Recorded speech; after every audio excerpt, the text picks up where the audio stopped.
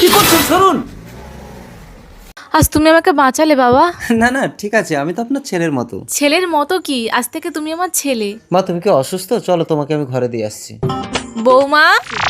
হ্যাঁ মা, আপনার ছেলে বাড়িতে নেই আর আপনি যাকে তাকে ঘরে আনছেন কেন? বৌমা, এর জন্য আমি বেঁচে ফিরেছি। আজ থেকে আমার ছেলে।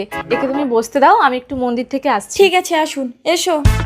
কঙ্কা, আজকে দেখবো শয়তানকে হারিয়ে কে কে আল্লাহকে ভালোবাসে। যারা আল্লাহকে ভালোবাসো তারা ভিডিওতে লাইক করে চ্যানেলটিকে সাবস্ক্রাইব করে দেবে। লাইক সাবস্ক্রাইব না করলে আমি বুঝে নেবো তুমি শয়তানকে ভালোবাসো, আল্লাহকে ভালোবাসো না। আর কমেন্টে আল্লাহু আকবার লিখে যাও।